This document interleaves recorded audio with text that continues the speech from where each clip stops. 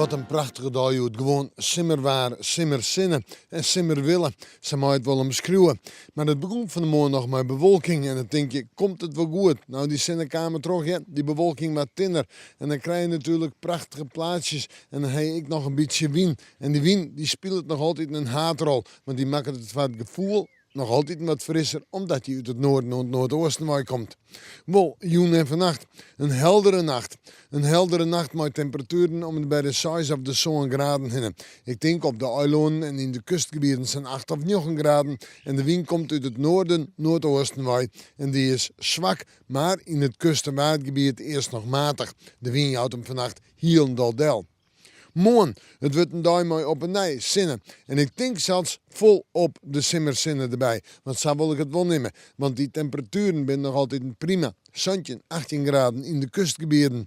En zo'n 21 of 22 graden verderop de provincie. Dan heb je toch weer simmerwarmte.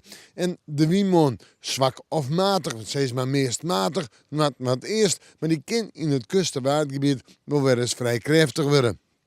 We zeggen vooruit naar simmerwaar op Tonsje, op Vreed en op Sneun. Maar flink wat zinnen. En de temperaturen nu daar, die gaan richting de 20 graden gemiddeld. En als we het over 20 graden hebben, dan heb ik het over een warme dag. En dan kan het op plekken in uw provincie wel eens 22 of 23 graden worden. Dus volop simmerwaar. En ik denk dat het simmerwaar Rick is op Sneun en ik op Manje. Maar dan komt er wel wat meer bewolking. We moeten morgen maar weer even in het simmerwaar zien.